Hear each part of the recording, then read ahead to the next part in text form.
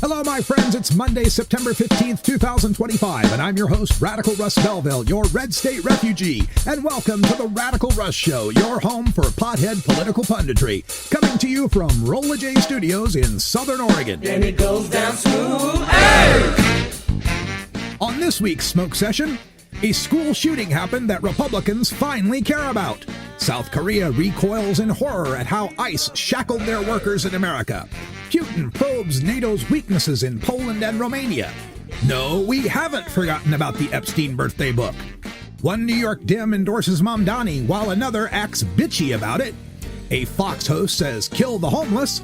A senator says America is only for white people. An Oregon couple praise their baby to death. An Idaho.Mob celebrates free speech activist death by beating people for protesting. And my rant on how Charlie Kirk's the martyr for the holy war they crave. But before we get to all the serious political stuff, we've got time for 3 quick hits. Starting off our quick hits, I want to say rest in peace to someone beloved by all Americans, someone whose catchphrase will ring in your head as soon as I announce who it was who passed away. Polly Holliday, the actress who was famous on the TV show Alice, passed away. Our condolences go out to her friends and family.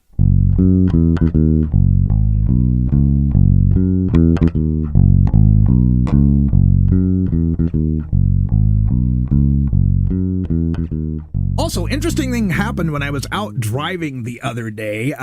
You know me, I'm a hobbyist podcaster, so I do rideshare work and other gig work to make ends meet. And so I'm out driving, and I'm downtown in Medford, Oregon, near the Jackson County Law Enforcement Plaza. Like, there's a whole complex of the sheriff's office and the jail and the courthouse and so forth downtown there. And I'm just about to pick someone up, and I'm sitting there at a stoplight when I hear these women squeal in shock. And I turn my head to look, and what has happened is they were just about ready to cross the crosswalk, and this muscle car kind of came screaming around the corner and just about hit them. They literally had to jump out of the way. And lo and behold, sitting right there at the stoplight as the guy rounded the corner was one of the Medford Police Department SUVs, who immediately turned his lights on and immediately pulled the guy over. And it was quite funny. I pulled around the corner as the women were still walking down the sidewalk, rolled down my window and said, "Wow, amazing. There's finally a cop somewhere when you need one." And then as I drive by the guy they had pulled over, sure enough, white dude, full of facial tattoos. I think he probably got himself a ticket.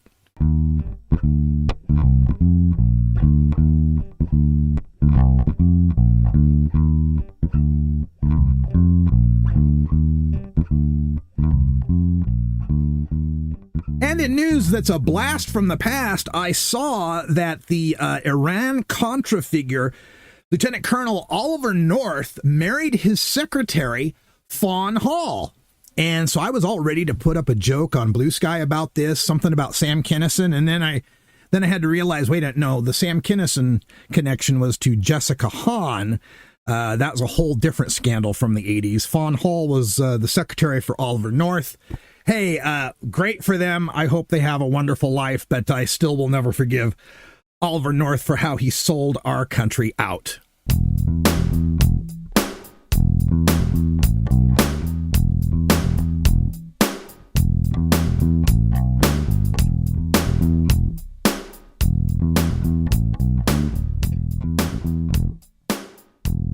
Our main story, of course, this week is the political violence that we are suffering here in the United States of America. And I want to start off with an observation that I found on the internet. And I think it's quite apropos to point out that he was killed on camera. No one's family deserves to have to witness that. It's unthinkably cruel that people would then go onto the internet and use their platform to say about an innocent man that, quote, I don't care that he's dead, or, quote, he's not a hero, or, quote, he's a scumbag, or, quote, he shouldn't be celebrated. That's just despicable. I can't believe that people would talk that way about George Floyd. Yes, George Floyd. And those quotes were from Charlie Kirk on the death of George Floyd. I don't care that he's dead. He's not a hero. He's a scumbag. He shouldn't be celebrated. Thank you to Eric Tastic on Instagram, a fitness model, I understand, for posting that, because it exposes some of the hypocrisy that we're dealing with in this country, the gaslighting that is going on from the right and the Republican Party and the MAGA movement, that somehow posited that the left is at war with the right in this country. Somehow it's our fault, for wanting to get people universal health care and child care and old age care. Yeah, the terrible left that is engaged in this political violence.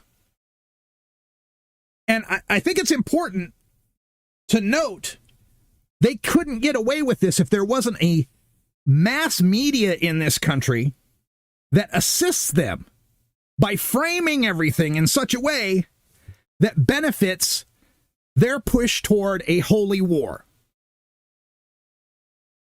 The New York Times, the Washington Post, the various media outlets out there, places that are firing or reprimanding their commentators, their teachers, their workers for having an opinion that might be negative toward Charlie Kirk. And gee, I can't imagine why some people might have a negative opinion toward Charlie Kirk.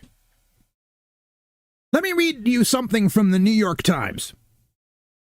Quote, "The world he saw was distorted and dark, but he made it darker still with his exaltation of fanaticism. Yesterday, someone came out of that darkness he spawned and killed him." No, that was not the New York Times writing about the killing of Charlie Kirk and the words that he spews and the hate that he fosters that led someone to kill him. No, that was the New York Times quoting on Malcolm X's assassination some 4 decades ago. Funny how it is a black activist from the left who was killed. Oh my gosh, the inflammatory things he said, that's what got him killed. All that rhetoric. Somehow it was okay for the New York Times to call it out when it was Malcolm X. But they can't call it out when it's Charlie Kirk. And those who try to call it out will be silenced. Matthew Dowd on MSNBC said, quote, "You can't stop with these sort of awful thoughts you have and then saying these awful words and not expect awful actions to take place." End quote.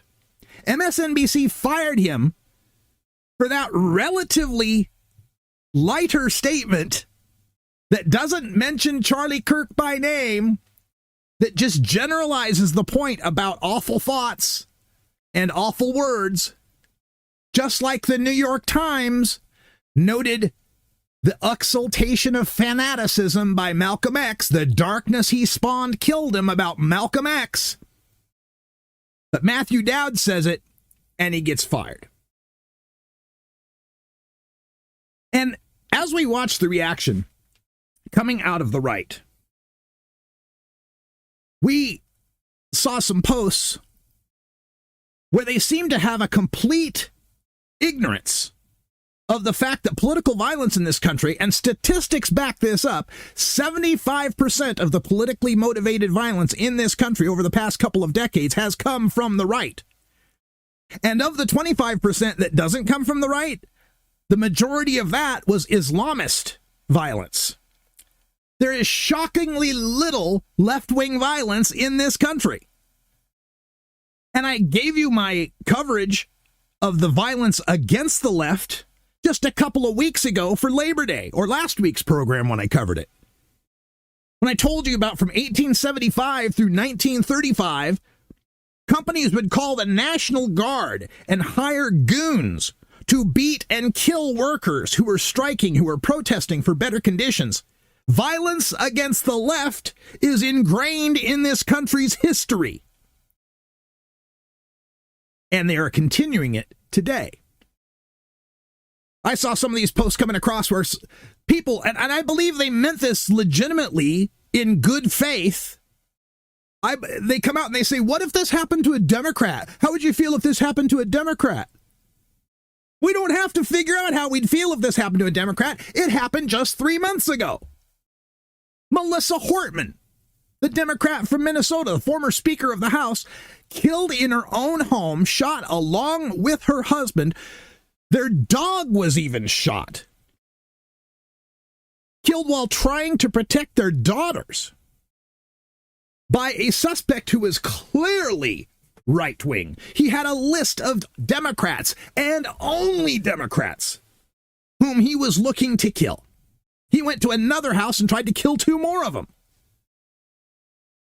And what did we hear from the GOP on that? Laughter.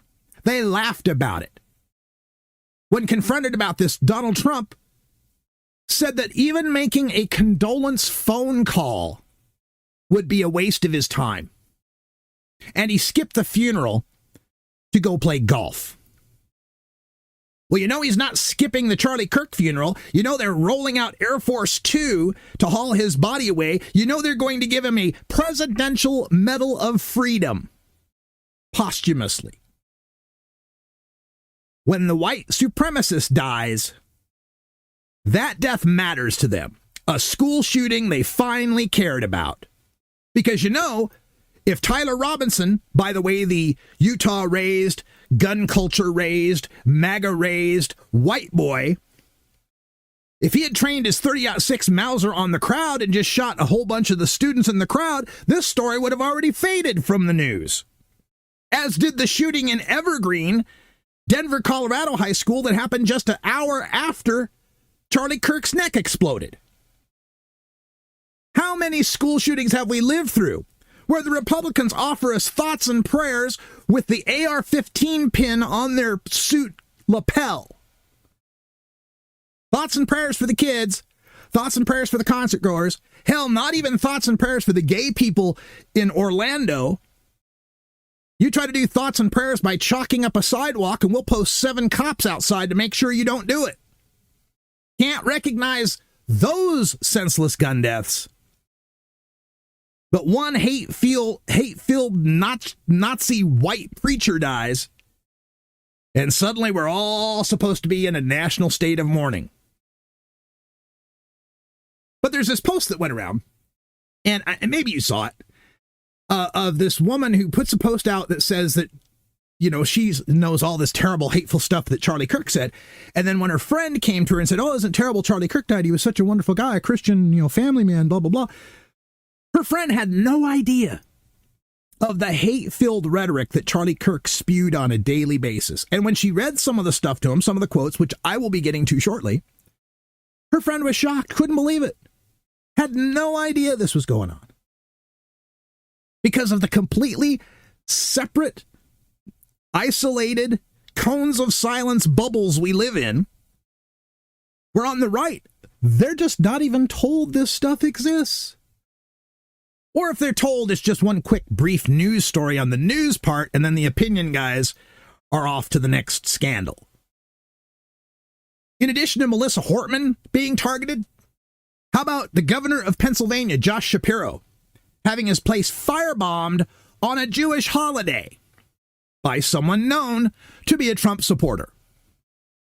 How about the attack on Paul Pelosi, where the Trump supporter, the MAGA, was there to try to find Nancy Pelosi, to try to force her into supporting some Trump agenda, and ends up beating Paul Pelosi with a hammer, cracking his skull. They laughed about that. Donald Trump Jr. put out a post with a pair of tighty-whitey underwears and a hammer and said it was his Paul Pelosi Halloween costume. Ha, ha, ha. All of January 6th, all of those people were Trump supporters calling to hang Mike Pence. And where's Nancy Pelosi? The son of an Obama-appointed judge, Esther Salas, was shot and killed by a Trump supporter. The people in Michigan, the militiamen who plotted to kidnap the governor, Gretchen Whitman, all MAGA Trump supporters. Syed, that pipe bomber who sent pipe bombs to Obama, to Biden, to Hillary Clinton, the pipe bomber, a Trump supporter. The ramming of Heather Heyer at the Unite the Right rally in Charlottesville, done by a Trump supporter. And by the way, remember when that happened? Heather Heyer got run down in the protest, and we were all terribly shocked. In 2020 alone, there were 100 such rammings of left-wing protesters by right-wingers who are egged on by their own politicians who write legislation to make that legal, to make it legal to run over people who are exercising their First Amendment rights to peaceably assemble, petition their government for redress of grievances, and offer some free speech. That's how much they care about the Constitution. This epidemic of political violence is grossly tilted toward the right. Grossly tilted toward the right. And tilted purposefully from the top by Donald John Trump, Agent Krasnov of the FSB. In 2015, it was lock her up, lock her up, lock her up for Hillary Clinton. 2016, it was, well, maybe we can find some Second Amendment solutions if Hillary Clinton does this Supreme Court judges. Second Amendment solutions. 2017, it was Trump telling a room full of cops, hey, don't be so nice when you put those prisoners in the back. You'll slam their head on the corridor or something. In 2018, when there was the George Floyd protests, it was when the looting starts, the shooting starts. 2019, talking again about protesters, he asks some of his military, can't you just shoot them in the legs or something? 2020, to the Proud Boys, stand back and stand by. 2021, January 6th, you gotta fight like hell or you won't have a country anymore.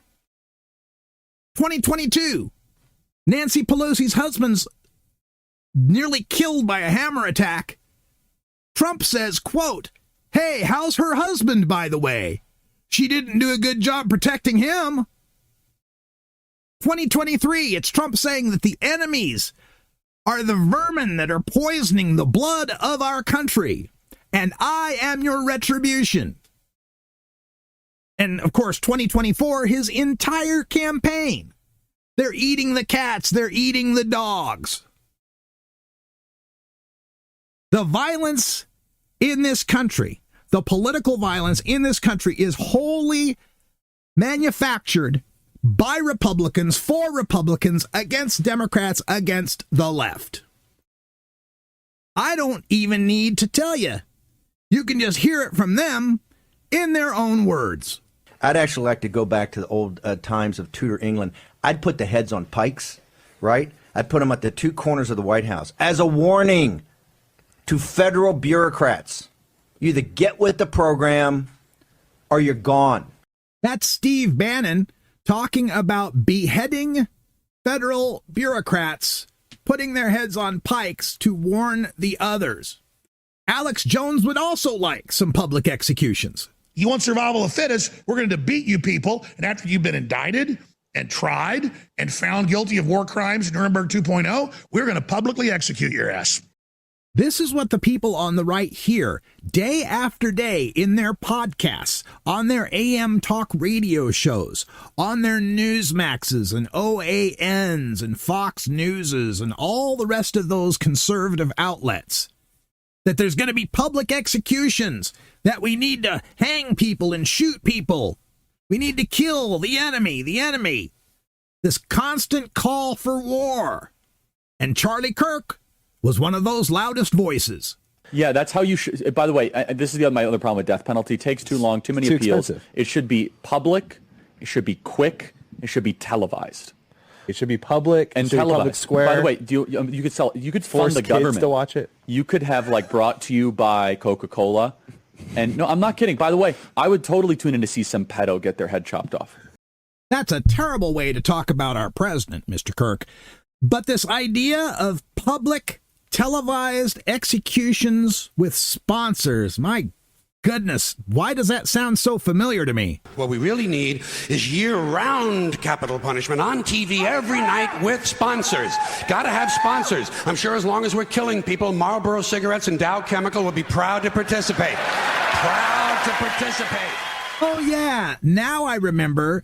That's from a George Carlin routine from 1996, where riffing on the idea of public executions with sponsors being viewed by the children was so ludicrous, it could be an 8-minute stand-up bit, not the official policy of one of the major parties of the United States of America. You look at some of these savages, like in Indiana, there was this guy that went in and killed a pregnant woman and her 3 kids. Yeah. And you know what? I want to watch that execution. That'll make my day better. I want to see him on a public block and get him be publicly executed.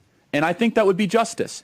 You think children should have, you should see it? What is the age? At what age should you start to see public executions? Good, clean, wholesome family entertainment. The kids will love it. The kids will love it. And at the same time they're enjoying themselves, we're teaching them a nice Christian moral lesson. They are a savage, savage people, and they want nothing more than to see us dead. Silenced, eliminated, back in the closet, unseen, knowing our place. And as always, George Carlin knew exactly what all of this really means.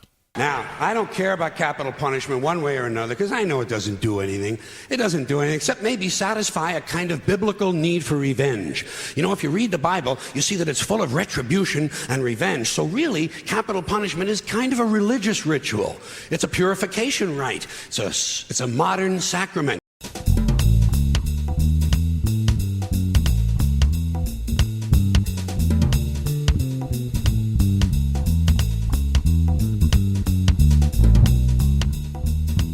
One thing you got to remember about these conservatives is that every accusation is a confession. These people project more than an IMAX theater. When they're talking about political violence and how there's so much political violence and all they want to do is kill, all they want to do is silence, all they want to do is harm, that's because that's what they want to do to us. And they can't imagine that we would be any different than they are. They seek bloodlust when they can't get consensus. They seek violence when they disagree with someone. Not us. When Charlie Kirk showed up to that Utah Valley University, the leftists on campus, what did they do? They didn't take up a sniper position with a Mauser 30-06 and explode his neck from 175 yards away. They signed petitions. They protested. And when that didn't work and Charlie Kirk actually showed up, they showed up to confront him. The guy he was talking to at the moment he was shot was a guy confronting him using free speech, asking Charlie Kirk. Well, Charlie Kirk was going off about transgender. You know, that's because that's the demon they want to have here. They want to demonize transgender people because they think that's the weakness in our coalition. That Democrats, well, they're pretty strong behind the blacks and they're pretty strong behind the Jews and they're pretty strong behind the immigrants. But boy, they're a little weak, little tepid in their support of the trans. So let's go after the trans. Let's demonize the trans. And they've tried so hard to find some sort of trans connection to this shooter, that somehow it's the trans that made him want to kill people. But the violence is all coming from the right. The call is coming from inside the house. How many times have we seen Christmas cards being put out by Republican members of Congress or senators at the state or the federal level, where it's their entire family all holding weapons of war, all holding pistols and rifles and shotguns, glorifying the gun culture, glorifying the violence, the same exact culture that Tyler Robinson was raised in, the gun-loving, hunting, shooting culture. How many times have we seen it? How many times have we seen political ads from right-wingers where they take their gun and they shoot something? Oh, we're going to kill high taxes. We're going to kill this and that. And they put up some target and they shoot at it. Usually they do so in an abstract way, like they'll put up, a document and shoot at a document or something. But Valentina Gomez, she's one of these right-wingers running for something somewhere. I saw the picture of her with one of her ads on how to deal with immigrants. And it's a picture of her with a pistol that has just been fired, because you can still see the smoke coming off of it, where she has shot someone in the back of the head execution style. It's an effigy tied up to a chair meant to represent an immigrant with the tagline, "This is how we should deal with immigrants." By executing them point blank while they're tied to a chair. That's someone running for office in the Republican Party who has a decent chance of winning. They are absolutely blind to the fact that they are the ones intimating all of the political violence in this country. Meghan McCain, the Nepo baby daughter of Senator John McCain, actually had the temerity to post, quote, "I legitimately don't know how to come together in unity with a group of people that would prefer me and all people like me dead." No, I'm sorry. That wasn't written by a transgender person. That wasn't written by an immigrant that Valentina Gomez would shoot point blank tied to a chair. That wasn't written by black people. That was written by the white, rich daughter of a senator who somehow thinks that there's someone out there that wants her dead. That there's anybody out there that wants her dead. The left is not coming after you, Meghan. The guy that shot Charlie Kirk was a groyper. Far right. A Nick Fuentes supporter. And by the way, before I forget, we got to say something about the diversity in America, that our Nazis have names like Gomez, Fuentes, Sanchez, and Terrio. I don't know if that's a victory for diversity or not, but it's something. Christopher Rufo. Here's another one. Now, Christopher Rufo, you may know this guy. He is the conservative gadfly, the intellectual thinker here, who is the guy behind, let's go after CRT, let's go after DEI. He's this guy who kind of puts up the trial balloons as to what can be accomplished through their conservative rhetoric. Chris Rufo, speaking about the murder of Charlie Kirk, said, quote, "It would be detrimental to society to normalize the idea that conservatives should be murdered for holding mainstream opinions." Oh, Charlie Kirk was murdered for mainstream opinions, huh? See, this is the other thing the conservatives and the people that are mourning Charlie Kirk don't get, is these opinions of Charlie Kirk's, they don't see them as shocking. Why, many of them just see them as the word of God. That's just the way things are supposed to be. Blacks are supposed to know their place. Immigrants are supposed to stay home. Boys are supposed to be boys and girls are supposed to be girls, and gay people should stay in the closet.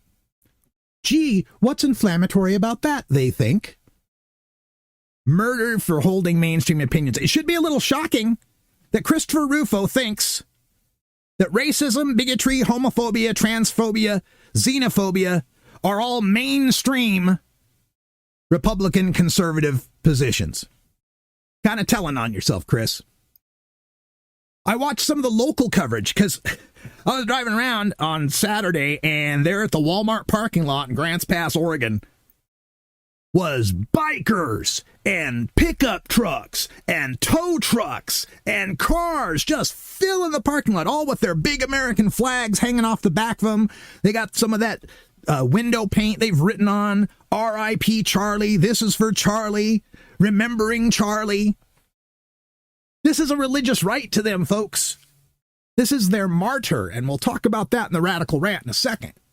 But in that local coverage, they interviewed a woman there, and she said, quote, "I actually met a lot of new people, and we basically just talked about things we believed in and how much we loved that he was such a Christian, God-fearing man, and it was really just aligned with my beliefs and our beliefs, and we are just happy to be there." Christian, God-fearing man. So stay tuned. I'm going to be playing you some of the opinions of this Christian, God-fearing man. You can tell me if this is something you thought Christ was talking about in the Gospels. And then, did you see Erica Kirk, the widow, putting on this national statement where she's weeping at the embalmed body of her husband in an open casket, talking about how they killed him. They came after him. We can't be stopped. They can't stop us. Which is weird because I didn't know Tyler Robinson was non-binary and used they, them pronouns. Of course he didn't. When she says they, she's not talking about Tyler Robinson. She's not talking about Nick Fuentes and the right-wing Groyper movement that led to his assassination. They're talking about us. Left-wingers who had nothing to do with this. The facts don't fit their narrative, so fuck the facts. They're just going to go with the narrative. It was the trans. He had a trans roommate. He saw the word trans once. And then they go off on the things that he allegedly wrote on these bullet casings.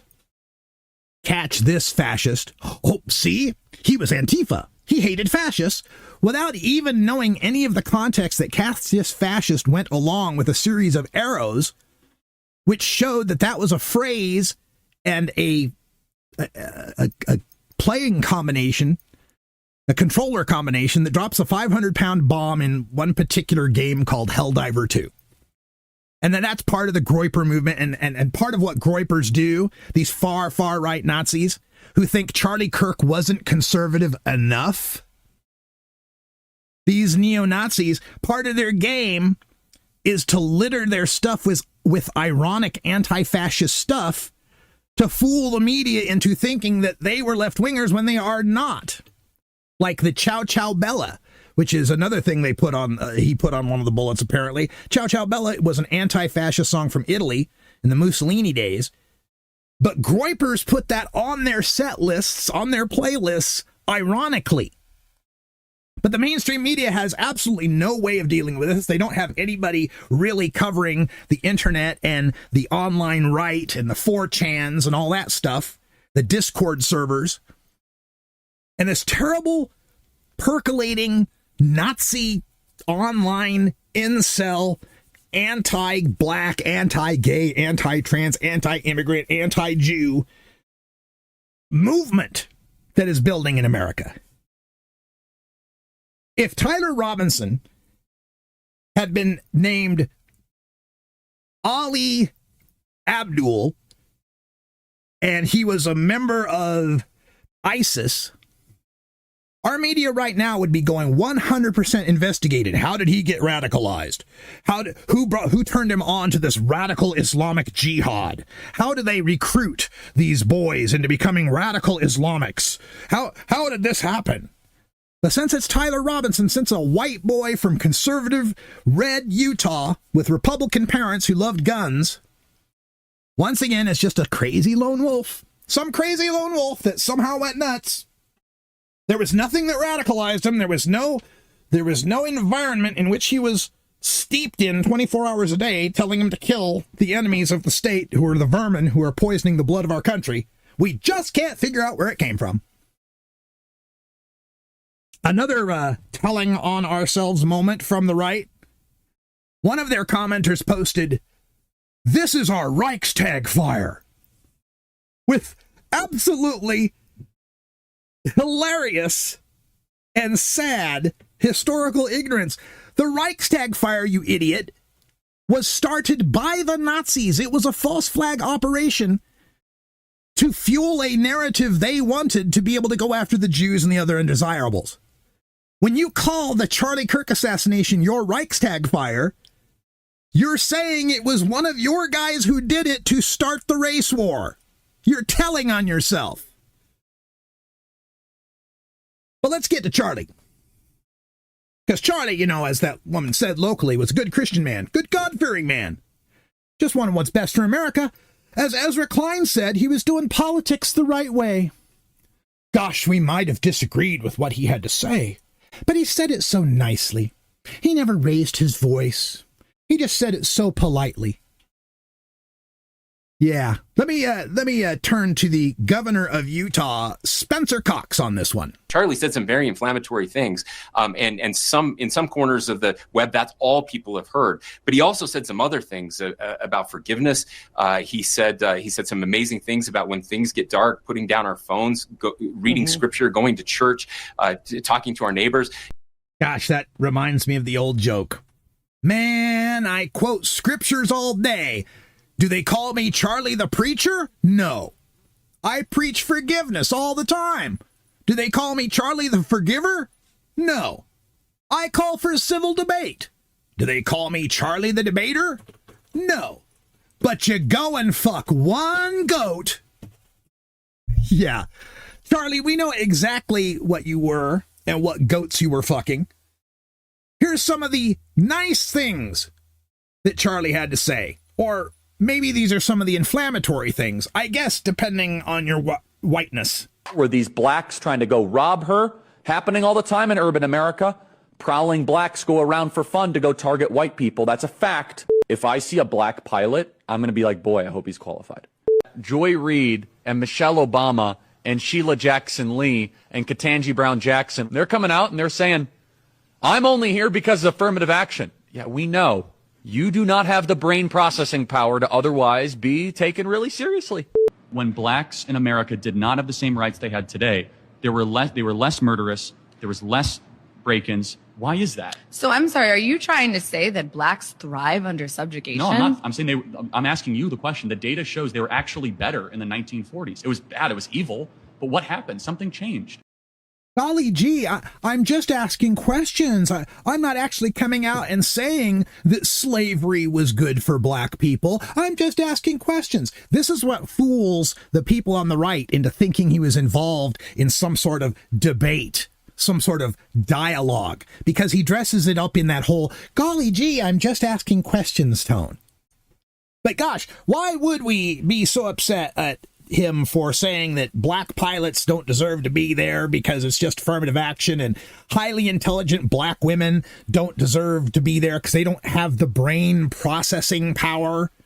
The brain processing power, says Charlie Kirk to Ketanji Brown Jackson, who's what, Harvard? Come on now. That wasn't all he had to say about black people. I don't have the audio quotes for this, but he also said, quote, why are whites taking this? Why are we just sitting idly by and allowing corporate America to give all the jobs to non-white people? And he said, quote, we made a huge mistake when we passed the Civil Rights Act in the 1960s, end quote. And meanwhile, Meghan McCain has the audacity to worry why people want to go after groups of people like her. It's not just black people that Charlie Kirk had nice things to say about. Let's see what he had to say about the LGBT community. God's perfect law when it comes to sexual matters. In Leviticus 18 is that thou shalt lay with another man shall be stoned to death. This is part of why the righties are so upset about his death, because he was saying the things that they believe. They believe gay people should be killed, should be put to death. It's God's perfect law, he said, completely ignoring the part that comes later, Matthew, Mark, Luke, and John, where Jesus didn't say anything about homosexuality and commanded us all to treat everyone as we would treat him. And by the way, I'm an atheist, and I believe that kind of shit. That's just good philosophy, no matter what you believe. Treat others like you'd like to be treated. Kind of a universal thing that we find throughout all world religions. But Charlie Kirk doesn't think it applies to gay people. They should be stoned to death. He's got similar opinions about transgender Americans. In this clip, he's commenting on the picture of the 6 transgender members of the Biden administration. Can we get that picture up, Ryan, of that Marvel's Avenger team? Now, I don't know who the person is on the left. Is the person on the left that came and did the interview with Joe? The TikTok? Your government is being run by freaks. By the way, the bleep there is for him using a slur to describe transgender people that is often a word also used to discuss transmissions in this country. So He's just ready to use slurs against people, at least transgender people. He knows enough not to call black people the N-word, apparently. And it's not enough that he dislikes transgender people. He feels they shouldn't get any sort of gender-affirming care. What does being trans even mean? Is that even a real thing? It means you need therapy. We must ban trans-affirming care the entire country. He advocates banning health care for an entire class of Americans. Gender-affirming care. No, not the boob jobs that Nancy Mace gets. No. Not the penis implants that Donald Trump needs. No. Not any of the Botox or the fillers that Matt Gaetz was using. None of that stuff counts. As long as you're a woman trying to get a health care that makes you feel more like a woman, that's okay. And if you're a man getting health care that makes you feel more like a man, that's okay. But if you choose to cross those, they want to ban that. The Party of Freedom. Yeah, the Party of Freedom, the Party of Liberty, wants to declare there are certain medical treatments you cannot have. Which, of course, falls right in line with their treatment of women. And one more quote that I got to get to you on the trans issue here. I didn't get the audio for this one, but I think this one's important. Regarding the whole existence of transgender people, Charlie Kirk said, quote, "I blame the decline of American men. This never should have been. Someone should have just took care of it the way we used to take care of things in the 1950s or 60s. How did we take care of gender non-conforming people and gay people in the 50s and 60s? Oh yeah, I remember. We subject them to the torture of trying to convert them. We subject them to electroshock therapy. We beat them. We killed them. That's what he wants to return to. But because he says it in this nice, polite tone, some reason we're not supposed to criticize it. Because he's a polite racist. He's a polite eugenicist. And speaking of women and what kind of health care people can get, he had plenty of opinions on abortion. So if you had a daughter and she was 10 and she got raped and she was going to give birth and she would, and she was going to give birth and she was going to live, would you want her to go through that and carry her baby? That's awfully graphic. But it's a real life scenario that happens to many people. The answer is yes, the baby would be delivered. Can you even think of something so despicable that your 10-year-old daughter would be raped and you would advocate for her to carry her rapist's child to term? I don't know how to even reconcile that as a matter of an opinion. That is so despicable to me. I don't even know what to say about it. So let's move on to what Charlie Kirk thinks billionaire, platinum-selling pop artist women ought to do with their lives. Taylor Swift is now engaged to Travis Kelce. This is something that I hope will make Taylor Swift more conservative. Reject feminism. Submit to your husband, Taylor. You're not in charge.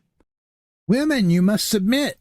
Must submit to your men. So what about your career? So what about your education? You are not in charge. The man is in charge, because that's how Charlie Kirk's God wanted it.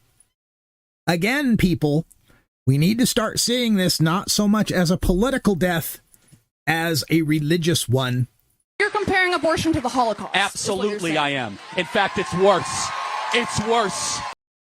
Abortion is worse than the Holocaust. Yeah, because that 10-year-old girl who was raped by her father, incestuous rape, and then goes in to get a dilation and extraction abortion procedure within the first trimester. That's just like the 10-year-old girl being marched into the ovens in the concentration camps and being gassed with their entire family, and watching them all die a terrible, painful death. Just the same, exactly the same. God damn it. Even if you're one of these people who are a pro-life person, believes that the zygote has the same exact constitutional rights as the woman who is carrying it, you cannot for a minute tell me that the surgical procedure that ends the life of that fetus is in any way comparable to the Holocaust. Zero. But of course, Charlie Kirk doesn't care about the Jews very much either. There are a litany of quotes from Charlie Kirk that embrace all of the old anti-Semitic tropes about Jews controlling the world. I don't have audio for them this time, but I've got one here for you. Quote, "I have impatience for American Jews that have put up with the anti-white sentiments the last decade and thought it was perfectly fine." End quote. And another part of this anti-Semitic Jewish conspiracy is the notion that the Jews are controlling the world in such a way to try to destroy America by allowing unlimited immigration into the United States by non-white people to exterminate the white race. It's something they call the Great Replacement Theory. Now, the southern border is, of course, the Great Replacement. They're trying to replace us demographically. They're trying to make the country less white. It is an anti-white agenda. America was at its peak when we halted immigration for 40 years and we dropped our foreign-born percentage to its lowest level ever. How much clearer does he need to say it? America's for white people are good, and when non-white people come into the country, it ruins it. The Great Replacement Theory. Here's one more quote. When he was talking about the southern border and how to deal with immigrants coming across the southern border, this was happening when there was some clips out where Texas, was it marshals or I'm not sure who, were on horseback whipping the immigrants that were trying to come in. So here was his quote. "You can start with firing next to them. Say, hey, we have weapons. We're willing to use them. Of course you should be able to use whips against foreigners that are coming into your country. Why is that controversial?" End quote. They want to return us to the pre-Civil War era. They want the blacks in the fields, the overseers with the whips, the women back in the kitchen, pregnant and barefoot, the gay people and the trans people invisible, not known, in the closet. And they aren't making a secret about it. And even if you're white, like myself, but you're on the left and you vote Democrat, Charlie Kirk wants you eliminated too. I do think that there is a direct correlation between someone's testosterone and their politics. On young men, the lower their testosterone, the more likely they are to be Democratic. See there, only Republicans are manly men. Democrats have low testosterone, which, at least judging from my blood work, is not true.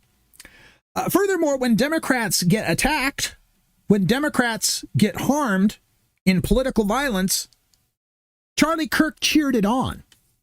When Paul Pelosi was attacked in that hammer attack I mentioned earlier, Charlie Kirk said that a patriot, end quote, should post bail for Paul Pelosi's attacker. It would be patriotic to release the man who attacked Paul Pelosi. That's Charlie Kirk. That's the nice stuff Charlie Kirk has to say, Governor Cox. Charlie Kirk also said, quote, "I think empathy is a made-up New Age term that has done a lot of damage," end quote. So don't lecture us about not having enough empathy then. How about that? One more Charlie Kirk quote for you, because I think this one is apropos. But I think it's worth it. I think it's worth to have a cost of, unfortunately, some gun deaths every single year, so that we can have the Second Amendment to protect our other God-given rights. That is a prudent deal. It is rational. So what are you crying about, righties? Charlie Kirk gave his life for your Second Amendment. You still have the right to keep and bear arms, even battlefield arms that can shoot semi-automatically with, multiple rounds per minute, with very little in the way of background checks or any sort of registration or any sort of oversight on that. Charlie Kirk died doing what he loved. He took a bullet for the Second Amendment. We should be cheering that, shouldn't we, righties? He died doing what he loved. He was being asked a question on gun violence, trying to pin it on transgender people. The person asking them a question said, "How many transgender shooters have there been?" Charlie Kirk replies, "Too many." The person then responds with, "Do you know how many mass shootings there have been overall in America?" Charlie Kirk responds, "Counting or not counting gang violence," and then the shot rings out. He died doing what he loved, defending mass shootings, demonizing transgender people, and pivoting to racism to defend it all.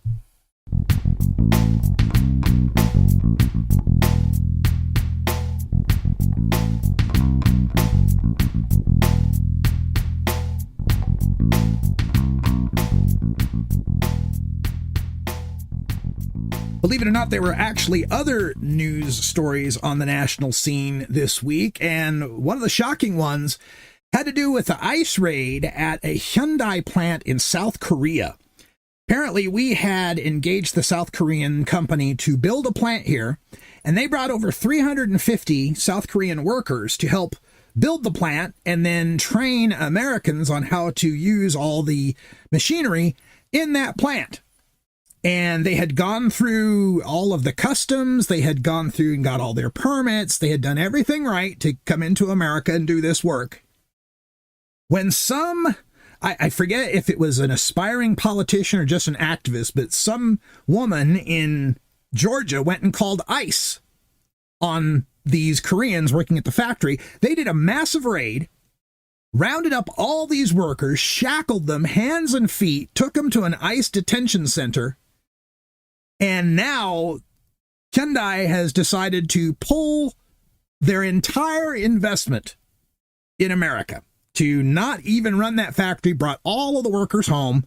I'm sorry, all but one. One worker did stay in the United States out of spite to be able to sue the United States of America over their detention. And the write-up in the South Korean news just paints the United States as, well, like their neighbor, North Korea.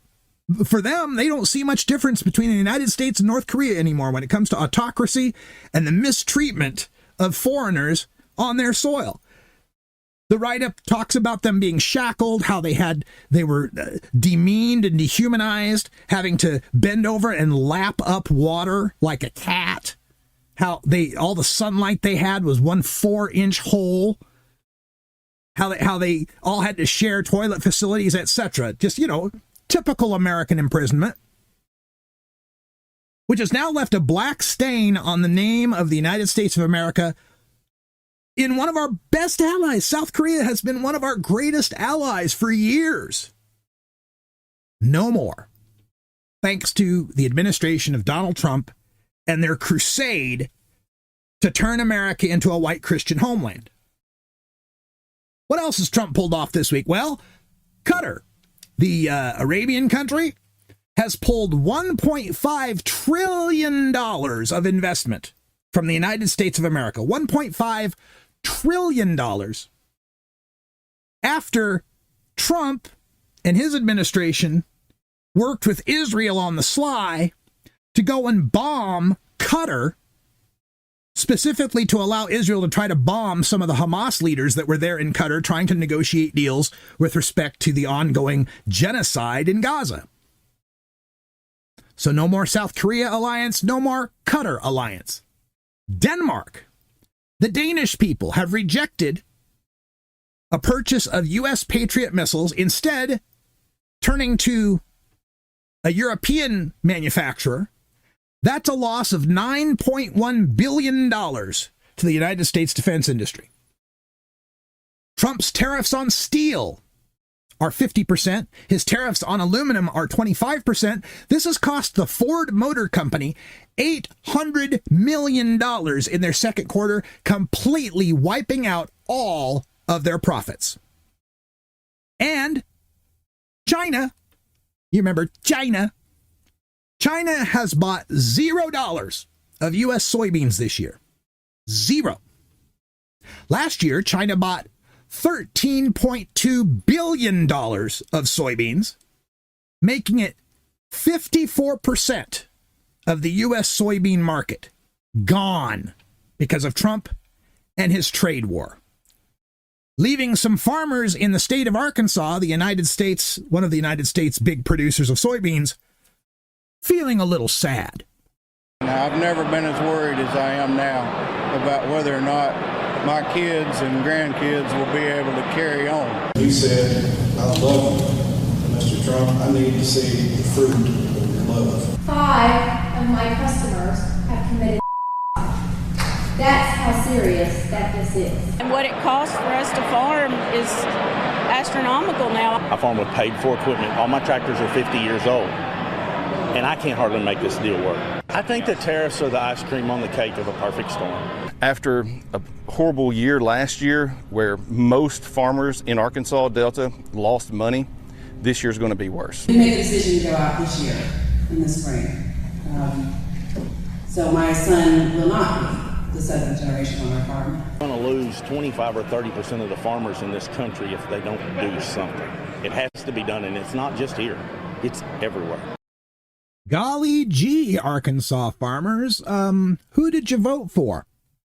Oh, I have it right here. In 2016, in the state of Arkansas, 61% of voters chose Donald John Trump. In 2020, that rose to 62% support for Trump. And in 2024, that rose to 64% for Trump. So, sorry, Arkansas farmers, but Charlie Kirk taught me that empathy is a bad thing. In other news, we've got Vladimir Putin feeling emboldened after the President of the United States rolled out the red carpet and applauded for him and let him ride in the presidential limo up in Alaska a few weeks back. Putin, feeling emboldened, sent some drones over into Polish airspace that forced NATO to scramble jets and to call on Article 4 to discuss amongst the NATO allies the possibility of further incursion by the Russians onto their sovereign territory. Now, as we know from NATO, an attack on one country is an attack on all countries. But Putin, he wants to test that. He sends some drones over there into Poland to see what the response would be from the United States. It seems to be that response is a collective shrug. After all, in the past, Trump said that Putin could do whatever the hell he wanted in Europe. So earlier today, Putin put drones over Romania, causing once again NATO to have to scramble jets. You know, they told me if I voted for Hillary Clinton in 2016, if I voted for Joe Biden in 2020, and if I voted for Kamala Harris in 2024, the United States would be dragged into World War III, and it's beginning to look like they were right. And speaking of warfare and incursions on sovereign nations, we had the Trump administration last week blowing up that boat in international waters off the coast of Venezuela, which they claimed was loaded with Tren de Aragua, terrible drug-dealing cartel people bound for the United States to kill us all. Well, the reports are coming out now that the family members of the men on that boat, the 11 men murdered in international waters by the United States military, their families are saying none of them were Tren de Aragua. And reports are coming out that prior to being blown up, that boat turned around. That boat turned around, recognized it was being surveilled, turned around, and was shot anyway, blown out of the water. To which Secretary of State Marco Rubio, who again I will never fail to remind you was confirmed by all the Democrats, Secretary of State Marco Rubio says, we'll do it again. We'll do it again. Because international law doesn't matter. Only the edicts of King Orange the First. I'm done talking about Epstein for the time being. I'm going to trust my friends in the administration. Oh, thanks, Charlie, for reminding me. We haven't forgotten about the Epstein book. We haven't forgotten about the Epstein files. I'm not trying to say that the assassination of Charlie Kirk was meant to be some sort of distraction. Obviously not. But boy, it sure worked out well for Trump, didn't it? Hardly anybody's talking about Epstein now. In fact, the big story leading up to the assassination of Charlie Kirk was the revelation of the birthday card and the drawing that Donald Trump sent to Jeffrey Epstein via Ghislaine Maxwell back in 2003. A drawing with his signature, Donald, down at the bottom. And two things stood out because we already had this information from the Wall Street Journal earlier this year. We knew what the text of the letter was, that he had said, "We have something in common, Jeffrey, and may every day be another wonderful secret, Jeffrey, and how enigmas never age, Jeffrey." We knew the text of it. We knew he was hinting about their shared love of raping teen girls. And we even knew that he had drawn a picture of a woman. But, you know, when we were thinking of that picture, we were imagining, you know, something like a Playboy bunny sketch, you know, something like a Jessica Rabbit sketch kind of thing, you know, big boobs, big hips, long hair kind of thing. Even when people did the mock-up of the letter, trying to imagine what it looked like back when the first reports came out, they drew the outline of the girl as if it was, you know, an attractive woman with large breasts. And then we saw the picture. We saw the picture, and everybody's looking at that picture saying, that's not a woman. That's no woman he drew there. That's the figure of a young girl. And the Republicans don't even try to deny the letter anymore. At first, they said the letter didn't exist. It's fake. Wall Street Journal's making it up. So now we actually show the actual letter in context with the rest of the entire book. And they're saying it's a forgery. Oh, no, that's not Donald's signature.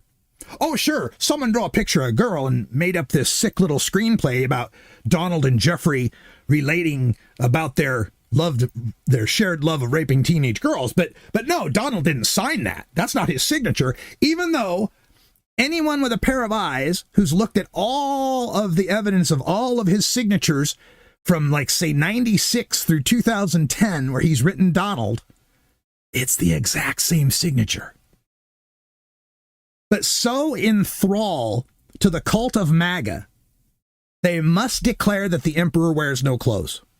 The emperor's wearing clothes, I should say. What fine resplendent robes the emperor is wearing while he's absolutely buck naked. And you gotta wonder, what's the thought pattern behind that? So all these billionaire Playboy types all submitted these things to a birthday book, and nobody's denying that those are actual. None of the men who wrote any of those things denies they wrote what they wrote, and those things are what they are. Only Donald. So how did this work? Somebody back in 2003 said, you know what we ought to do? We ought to write up a fake screenplay about Donald loving to rape teenage girls and fake Donald's signature on the bottom of it and send it into the Ghislaine Maxwell birthday book for Jeffrey Epstein's 50th birthday. What would have been their motivation in 2003 to do that? Trump wasn't even on The Apprentice yet in 2003. What's going through someone's mind to want to fake that signature to put in a personal private birthday book? It's such a ludicrous denial. And folks, if you haven't gotten a look at this Epstein birthday book, I've got a link to it up on my blog at radicalruss.com, and I have an entire post. You can find all of these quotes in a post called Lowlights from Jeffrey Epstein's 50th birthday books, because they released those books, and a lot of the focus has been on, you know, that Donald Trump picture. And there's been a little bit about the salacious cartoons and the photos and the rest, but I think you should hear some of the context of this book for just who were the kind of people that Donald Trump, Bill Clinton, Alan Dershowitz, and others were palling around with so closely that they felt they could send personalized birthday wishes. Gives you an idea of the elite, billionaire, businessman, politician impunity they felt. Being able to visit Jeffrey and cavort with these underage girls. Let me give you just a few of the pieces. There's this one, page 57 of the book, where the guy writes, "We picked up girls on the beach, went out on boat. I tell them with knife in my hand to take their suits off." Yeah. Holding a knife to these women out on the open seas on a boat, telling them to strip. It's the kind of pals Jeffrey Epstein's hanging out with. This guy continues on page 58 to write, quote, "I was porking some girl in bed, and Jeff brings in the maid to make bed. She left screaming and never came back. We're both in bed porking some girls, and I said, 'What do you think?' while he's shoving penicillin down my throat." Porking girls.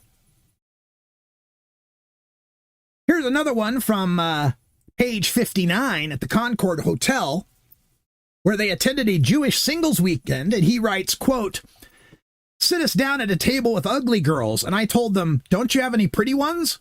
We get in room. Jack says, 'Don't touch my hair.' You dump water right on his head. Then we set the room on fire.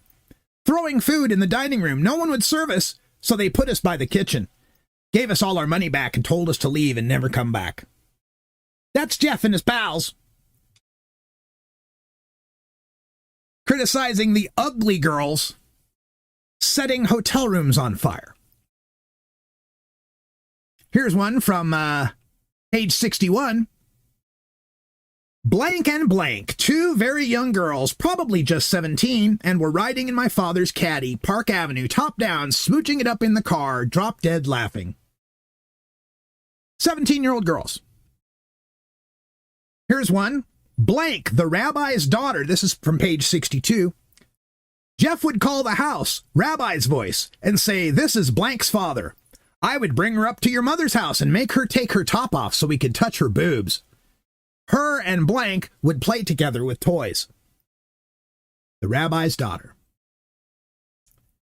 Then there was this poem. This is from Leon, a poem about a Vanity Fair poster child, which he calls a VFPC. "A VFPC is something to be. A VFPC is something to see. A liver, a lover, a Jeff, a Jeffrey. Let's all give a cheer for today he's 50. 5 decades, L, or half-century. By birds and by bucks, C's and M's are his key. Blonde, red, or brunette, spread out geographically. With this net of fish, Jeff's now the old man and the sea. Teaching math, trading options, or foreign currency, green eye shades, schemes and plans, and unique tax strategy, wet dream and cauchemar, an architect's wild spree, Moscow, Paris, Santa Fe, Alhambra East Jamboree, Maxwellian delight, a mother's treasure, great joy surely, Harvardian patron, brain researcher for extending wannabe, outrageous, iconoclastic, unconventional, spirit-free, best of all, a dear friend. Happy birthday, Jeffrey. Blonde, red, and brunette, spread out geographically." Bill Clinton, of course, had his note on page 126, commenting about Epstein's, quote, childlike curiosity. Alan Dershowitz on page 127 sent a note about this Vanity Fair article. Now, Vanity Fair put this article about Jeffrey Epstein called Vanity Unfair that kind of took a look at his high-profile financier life. And Dershowitz wrote to Jeffrey, "As a birthday gift to you, I managed to receive an early copy of the Vanity Unfair article. I talked them into changing the focus from you to Bill Clinton, as you will see from the enclosed excerpt." Alan Dershowitz lobbying Vanity Fair magazine to move the focus off Jeffrey Epstein and onto Bill Clinton. Here's another. This is from page 131, and it's a long story about how Jeffrey Epstein came to Fairfield, Iowa to meet this guy, and they were going around town. And this guy writes, Hog farming is a serious industry there, and many feel there is more than a little truth to the saying that it's hard to tell the difference between the girls and the hogs in southeast Iowa. And then the story goes on about how then a beautiful woman came out of one of the stores and Jeffrey hit on her and she ended up going out with Jeffrey. And how the guy in the writer here suspected that maybe she was some sort of call girl. These are the people Jeffrey hung out with, Epstein hung out with. This is Trump's pal. From page 135, a long letter explaining all sorts of fun being engaged with Jeffrey and his friends. Quote, was speaking to BB last night before writing this email, and we both agreed that we were at a loss to decide which of the hundreds of hilarious incidents to pinpoint for you. There are just too many. Inspecting the Royal School girls' dorms. Chasing rabbits with Toto and the old man's Dino. Trying to get Blank's husband out of the way in Manila. Blocking Ogilvy's Lou with the illegal goose at Bering's wedding. Doing 3-point turns in the tunnel in Hong Kong when we asked the Mandarin driver to find us some girls. Dancing the night away in Tin Mine and Kamloops. Massage classes at Raxall, and so on and so on. It brings tears to my eyes. However, there was one evening which I always recall had you howling with laughter. We were in Harry's bar in London. You, me, the old man, Toto, Blank, and the usual extraordinary group of camp followers in Lord Long, Ian Cruikshank, etc., etc. Somehow, Toto got in his head that Blank was a call girl that Doggy had fixed him up with. After dinner, we all went off to tramps, and Toto and Doggy got into the back of Doggy's car with Blank, sitting between them. Toto, grinning happily at the old man, reached down and pulled up Blank's skirt up to her panties and put his hand on her pussy. The old man smiled sweetly, leaned over, stuffed his hand into her pants, so that Toto found his fingers playing with Doggy's. Suddenly, the awful truth sank in, but Toto was too shocked to remove his hand, so they drove to tramps with both of them still trapped in Blank's knickers. Oh, the fun they had, Jeffrey and his pals. Then, this is one you've probably seen, the cartoon, the color cartoon that was drawn. This one's found on page 155, where one panel of the cartoon is labeled 1983 and shows Jeffrey Epstein with black hair handing balloons and lollipops to young prepubescent girls. And then the other panel shows 2003, What a Great Country, Epstein now with silver hair lying back on a red recliner with 4 women attending to him, 3 of them appearing to massage him, and one of them, judging by the location of her face, is giving him head. And the background looks a whole lot like Mar-a-Lago, not at all like Jeffrey Epstein's private island or private home. Then we have the check. You've probably heard about this one too. The picture of the fake check with the fake Donald Trump signature written out for $22,500 to Jeffrey Epstein with the caption, Jeffrey showing early talents with money and women sells fully depreciated blank to Donald Trump for $22,500. Showed early people skills too. Even though I handled the deal, I didn't get any of the money on the girl. Joking about fully depreciated women being sold to Donald Trump. There's another poem to Jeffrey, and I'll just give you the last line of this one. Jeffrey at a half century with credentials plenipotentiary, though up to no good whenever he could, had avoided the penitentiary. So even his friends make jokes about him being able to stay out of prison given his lifestyle. Then there's the Donald Trump wonderful secret page that we've discussed in depth. That's on page 165. Then we have on page 171 another friend who writes, I wanted to get you what you want, so here it is. And what it is a little line drawing sketch of women's naked breasts. And the last bit that I'll give you from the Jeffrey Epstein birthday book, there were many sections to this book. Sections on his time in Brooklyn, sections on his work with mathematics, sections on his friends and his girlfriends and so forth. And there were numerous parts where his girlfriends, his former lovers, and I would say in this case, many of the women that were enticed into this sex trafficking operation. And there's no way to tell which one of them is which, because some of these women have said, you know, while they were there, they were into it and enjoying it, but they realized later that, you know, they'd been trafficked. So I didn't want to include a whole lot from them because it's kind of shaky as to, you know, are they writing this, you know, from in good faith that they really did like Jeffrey, or were they being coerced in the sense of how women are, you know, coerced in these situations of domestic violence and control, right?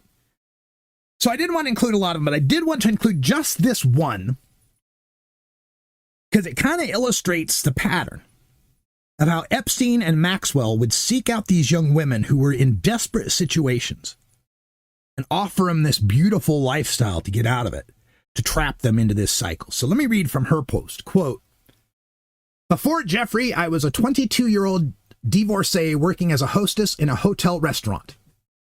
After Jeffrey, I now live in New York City, have traveled to Paris, London, Milan, Copenhagen, Tokyo, Hong Kong, Stockholm, China, Singapore, Brunei, Bangkok, Bali, Ghana, Nori, Mozambique, Rwanda, South Africa, Morocco, Ireland, Saint-Tropez, Florida's, St. Bart's, St. Thomas, St. John, New Mexico, Moscow, St. Petersburg, Aspen.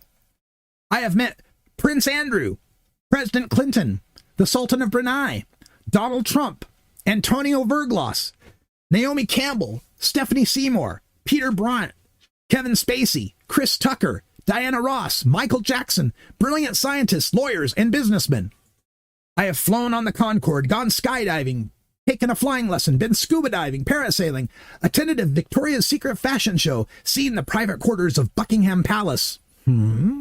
Sat on the Queen of England's throne, rode on a racetrack with Max Pappas, learned countless skills.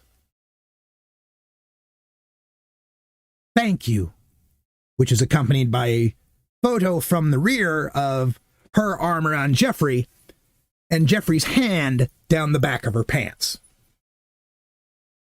We have not forgotten about the Epstein book, and we are one step closer to getting all this information released because James Walkinshaw won his special election in Virginia to fill Jerry Connolly's seat, the septuagenarian Democrat with throat cancer who decided to run again and then died in office. So we're one vote closer, and now the Epstein discharge petition needs just one more signature. One more signature, and all the Epstein files are released. Now, we'd have that one more signature if Democrats hadn't run 3 septuagenarians who all died in office. We filled 2 of their seats. 1 seat has left to be filled. When that seat is filled with a Democrat, that will be the final vote needed to release the Epstein files. So remember, the Epstein files would have been released already if some of those old Democrats who were in failing health hadn't been so greedy to run for re-election again.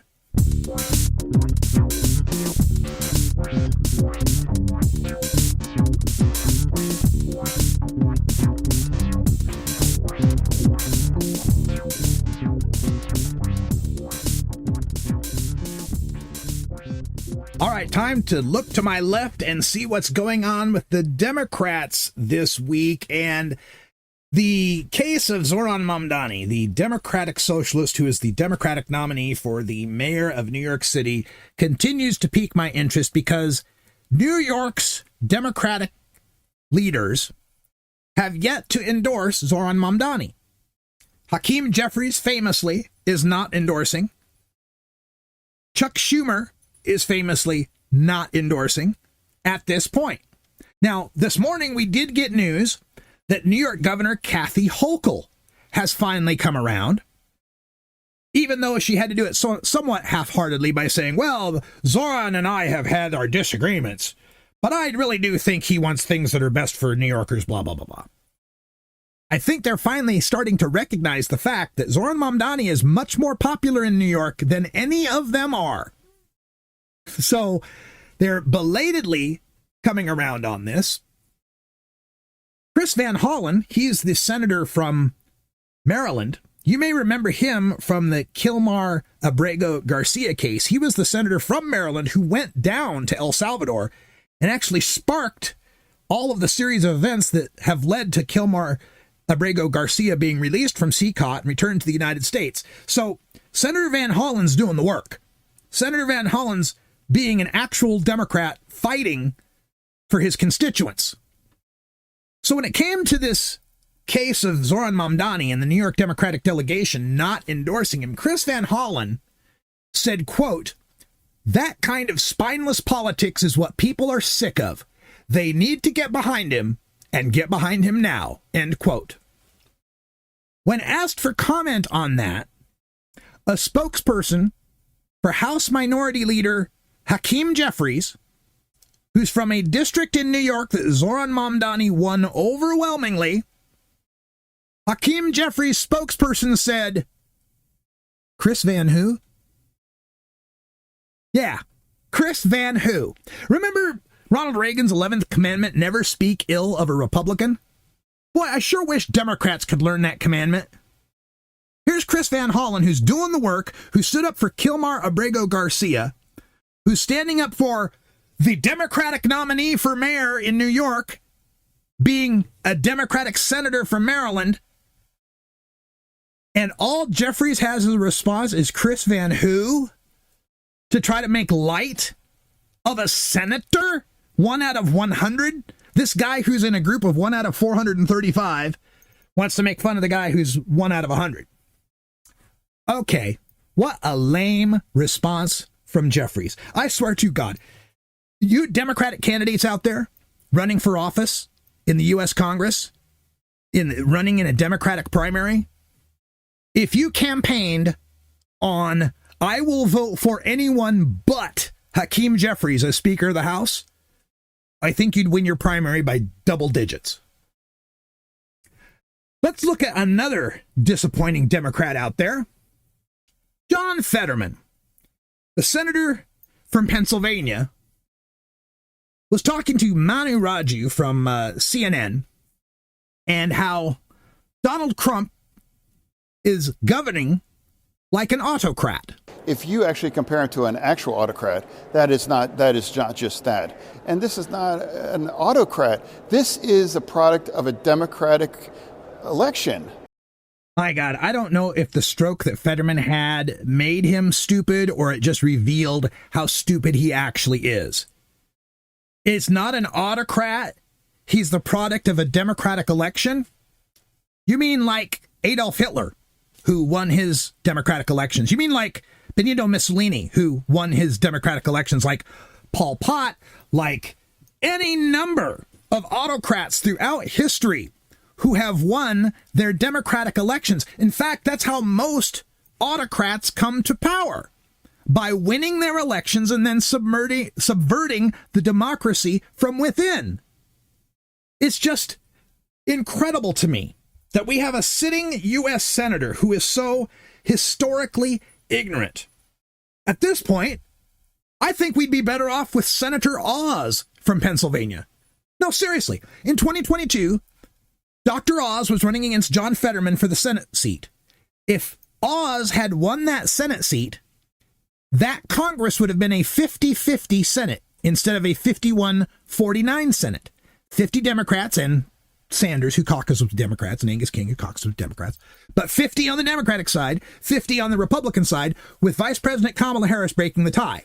So it would have made no difference in passing legislation, so long as all the Democrats stuck together, which I know is a big ask. Would have made no difference because Kamala Harris would have broken the tie. We'd have gotten all the judges seated, we'd have passed the legislation, it'd have been the same results in our Congress, except now Dr. Oz wouldn't be able to be the head of Medicare. He'd be stuck in that Pennsylvania Senate seat. And one more quote I have to get in here. This one is a good one. This is a really amazing quote. I'm so glad to hear it from a position of prominence. They say, quote, "It should be needless to say, but it is perhaps at this moment worth saying that transgender individuals have the same right as anyone to life, liberty, and the pursuit of happiness," end quote. I am so glad to finally hear from someone in a position of power and leadership within the Democratic Party to, wait, I'm sorry, hold on, I'm getting new information. That quote wasn't from any Democrat. That quote was from former Republican Dan Quayle campaign official, right-wing commentator Bill Kristol. Democrats, you are getting outflanked on the left by motherfucking Bill Kristol.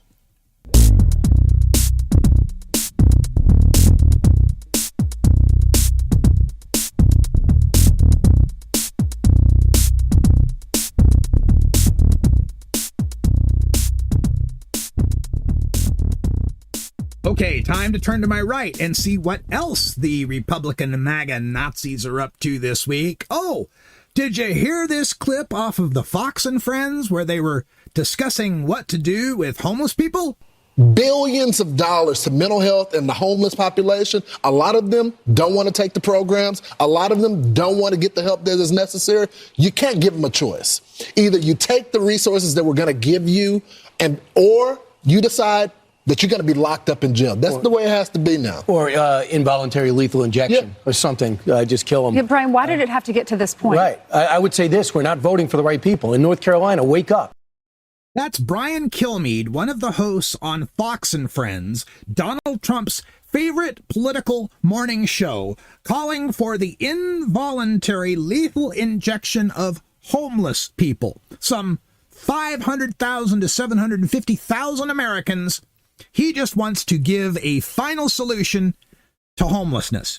Now, this happened at the same time, same general area of the week that the Charlie Kirk assassination was going on, and everyone was talking about that. So it kind of flew under the radar. Although many of us on the left were bringing this up, here's Brian Kilmeade on Fox Media calling for a final solution to homelessness. And nobody on his show batted an eye. Ainsley Earnhardt was one of the other hosts. I forget what the other fella's name is. Didn't even stop him. Not even a pause in the discussion to the suggestion that she would just give lethal injections to homeless people. Now, this started to build up.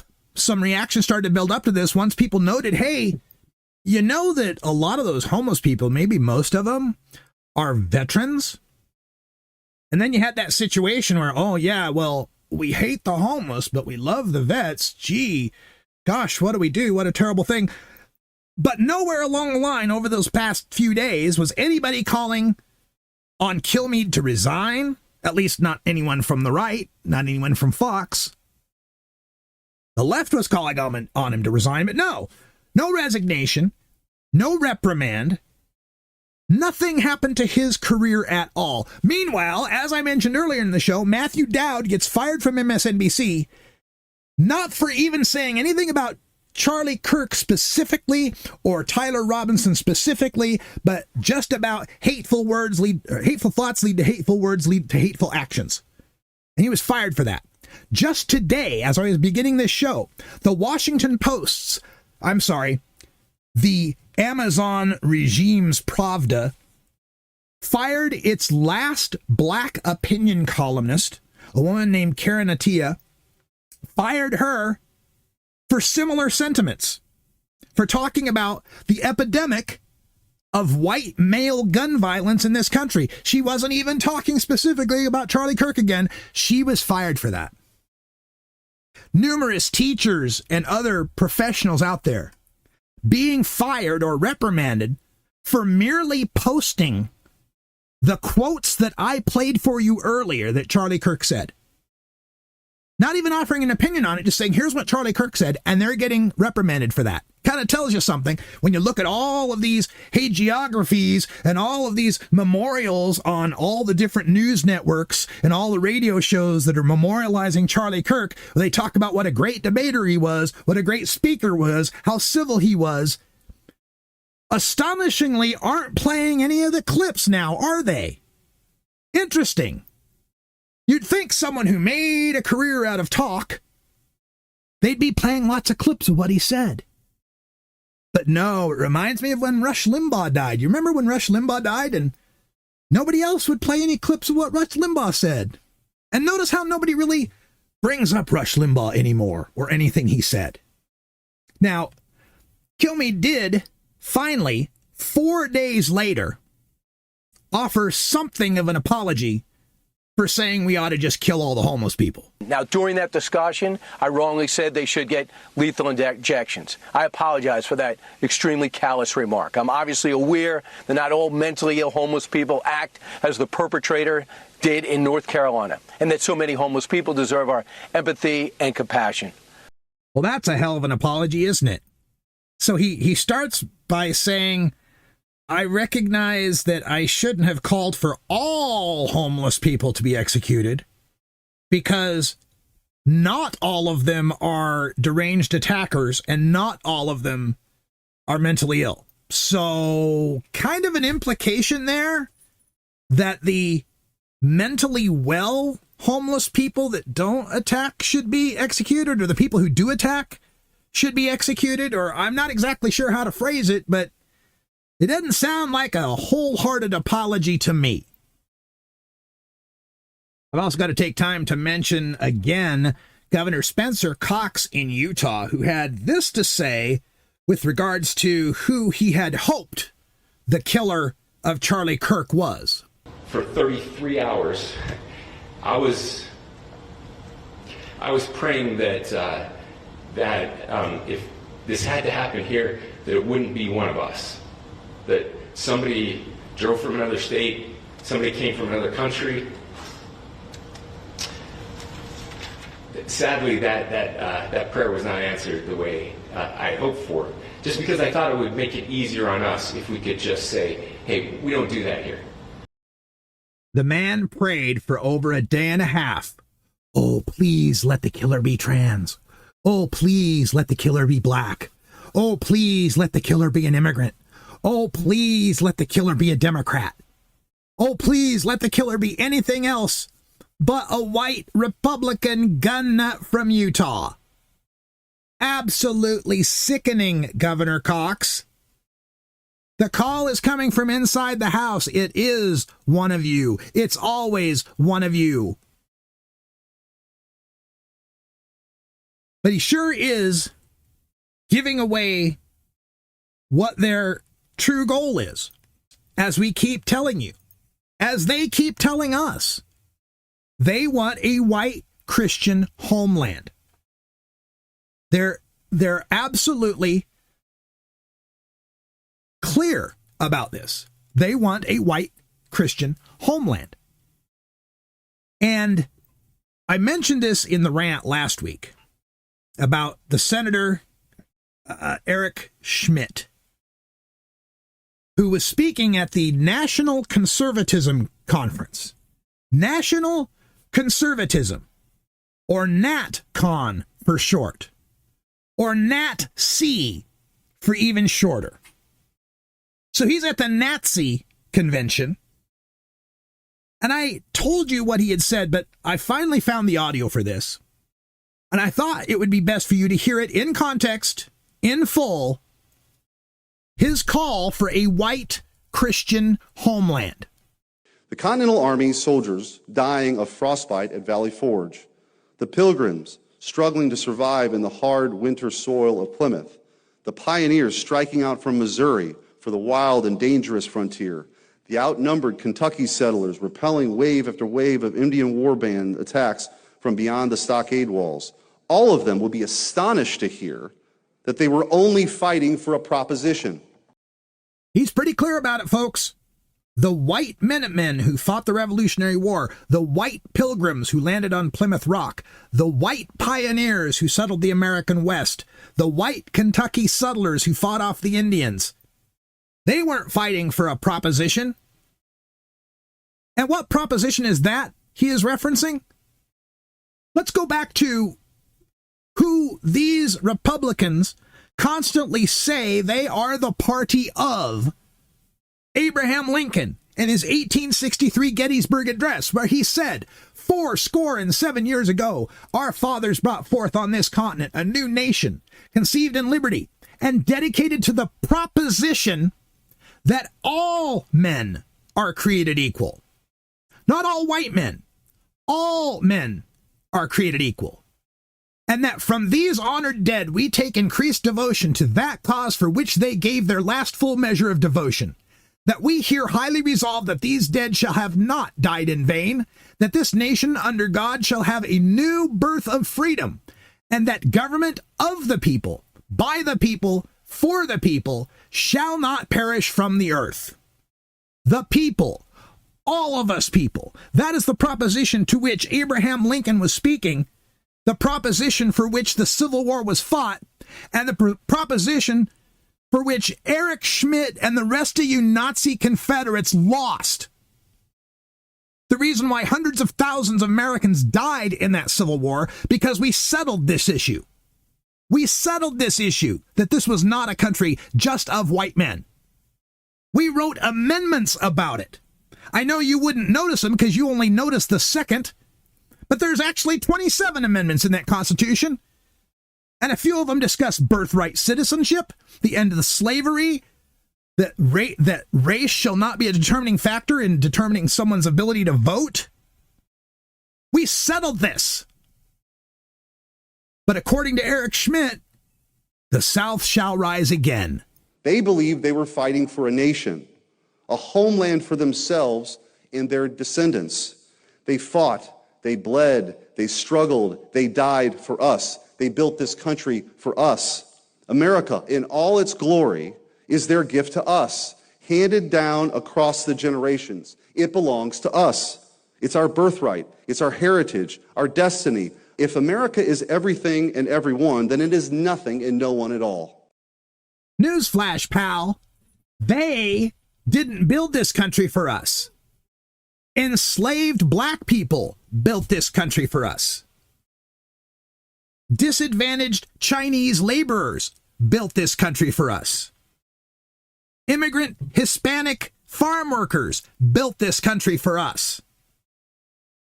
I don't mean to diminish the contributions of white people in building this country as well, but to think that only white people built this country is a fallacy. And Eric Schmitt, you're a Nazi. Oh, and that reminds me, speaking of those amendments, in particular that Second Amendment, I grew up around these Second Amendment guys. I grew up in a gun culture, and I remember being told time and time again, the Second Amendment exists to protect all the other amendments. We got to have a Second Amendment to take down that tyrannical government. If that tyrannical government were to send its troops into our cities and states, we, the people, could arise as a militia with our Second Amendment rights and fight off that tyranny. Well, we're waiting. But no, apparently that tyranny is just fine so long as it has an R behind its name. Just ask Speaker of the House, Mike Johnson. Yield, man. Let the troops come into your city. Okay, one more thing to comment here on the left, and that is a post by a commentator named Noah Smith. It's entitled The Bluesky-ization of the American Left. And it's funny because, you know, I post on Blue Sky. I'm at radicalruss.com on Blue Sky and nowhere else. I don't post on Twitter anymore or Instagram or Facebook or any of those other places because of their billionaire control and bowing down to oligarchs and their suppression of certain speech. So I'm only on Blue Sky, and the Twitter cognoscenti can't stand it. They just can't stand Blue Sky because all the people that they like to troll and argue with on Twitter left Twitter. and moved to Blue Sky. And now they're trying to tear down Blue Sky as being some sort of liberal echo chamber. And in this article, it's hilarious because this writer, Noah, I forget his last, Noah Smith. There we go. Noah Smith. He writes about how the Bluesky-ization of the American left is because the American left, he writes, was enamored of cancel culture. Yeah, that's right. He brings up cancel culture at a time when people are being fired for their opinions about Charlie Kirk. But it's the left and Blue Sky that's the problem with cancel culture. And he goes on to illustrate the alleged canceling of Bari Weiss. Now, Bari Weiss is the right-wing writer who has the Free Press and other outlets. And how she allegedly got canceled is she made a post. And it was a post having to do with Mirai Nagasu. Mirai Nagasu was an Olympic athlete who won, I forget what she was competing in. But anyway, she won in sports there. And so she posted, Bari Weiss posted on Twitter, immigrants, they get the job done, for this Japanese American woman who was born in California. She's not an immigrant. She's an American citizen. She was born in California. To people of Japanese ancestry, sure, but she's an American. She's not an immigrant.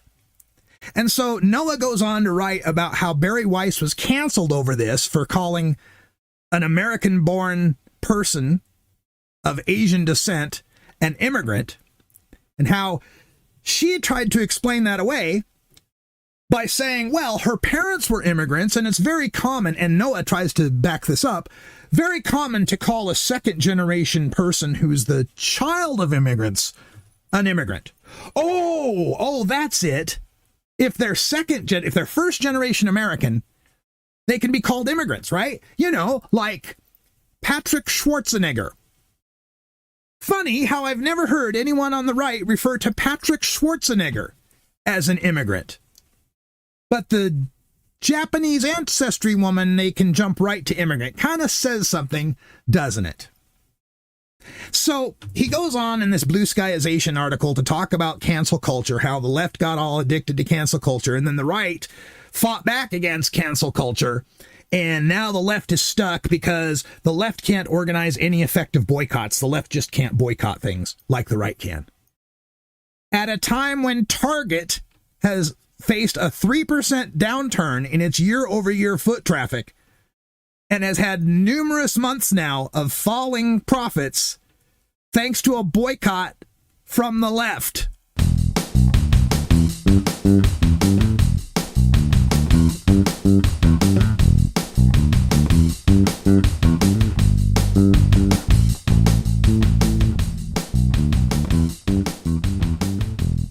Got a terrible story to report to you from Oregon, in Clackamas County, which is up in the northwestern corner of Oregon, kind of suburban county of the Portland metro area, where Blair and Taylor Edwards were sentenced in the death, in June of 2023, the death of their 2-day-old son, Hayden. And the reason their son died because he was born at home and after his birth showed serious signs of distress on his second day of life. But despite his worsening condition, the couple did not call for medical assistance. Why not?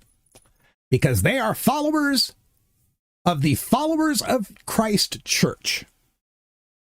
They are believers in this Christian sect that rejects modern medicine in favor of faith healing. Pray for Jesus to heal the baby, and when Jesus failed to heal the baby and the baby died, they pleaded guilty to that.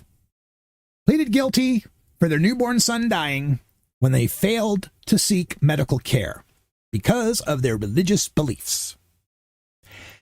Guess how much time they got? What do you think the sentence should be for a couple that allows their newborn to die without medical treatment? He was sentenced, they were sentenced, I should say, to 30 days in jail. That's right, a whole month they have to spend in jail for letting their infant son die. And you know what their mistake was? No. Their mistake wasn't not calling for medical assistance. Their mistake was not living in Idaho. Because if they lived in the state of Idaho, they wouldn't have even got 30 days. They wouldn't have been prosecuted at all. In the state of Idaho, it is perfectly legal to pray your child to death. And this hits home to me. This is very personal to me. Because my ex-wife, her grandfather, was the co-founder of that church, the Followers of Christ sect. Her grandfather co-founded that church. Her mother and father never saw a doctor, never had any medical interventions. Her mother and father had 15 children, because of course birth control is not allowed either. 15 children, of which she was the fifth of those 15 kids. At the age of 11, suffered an accident on a water slide that caused multiple facial fractures. At the age of 11, her nose was so disfigured, so broken and twisted, and her jaw broken and her cheek broken, that it caused breathing problems and left her disfigured as an 11-year-old girl, who then had to go through puberty, go through high school with all the cruelty of junior high and high school, with her disfigured face, didn't even get so much as an aspirin for it. Wasn't until the age of 18 that she even ever took a single pill or saw a doctor. And she has numerous cousins whose infants are buried all throughout southwestern Idaho and eastern Oregon. Graveyards filled with birth and death dates that start with a 20 and don't go any longer than a year or two, maybe. Graveyards full of kids dead for these people's twisted religious belief. These people who somehow can't get through their head that God might have had a hand in creating doctors and medicine. It's like that old parable of the guy in the flood. You know, I sent you a rowboat. Like, what else did you want? 30 days in jail for praying their infant to death. That kid deserved better.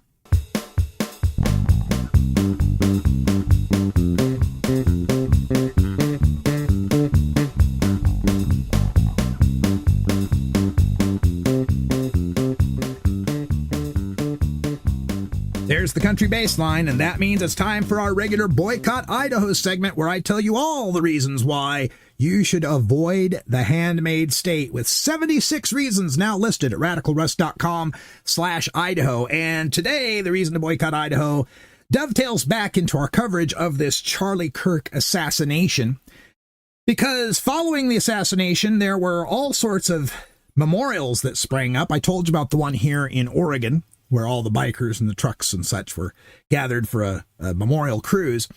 In Idaho, in the state capital of Boise, they gathered at the Capitol, numerous folks there to memorialize Charlie Kirk, and a few folks showed up to protest Charlie Kirk. And I was forwarded a video from one of the people who was attacked in the video. I've got a link to it in my show notes or on my blog. You can check it out, or through my Blue Sky feed, where these people who were protesting against Charlie Kirk, a mob formed around them and beat them down. Literally, a mob of these MAGA, these rednecks, surrounding this person who's on the ground, kicking, stomping, and beating them with poles. And given how much the Capitol in Boise looks like the Capitol in Washington, D.C., it had a whole January 6th feel to it, this video. These are the supposed defenders of free speech out there memorializing Charlie Kirk because of civil debate. He always wanted to have civil debate, beating someone they disagreed with. Kudos, Idaho. Way to go. Way to give away the plot.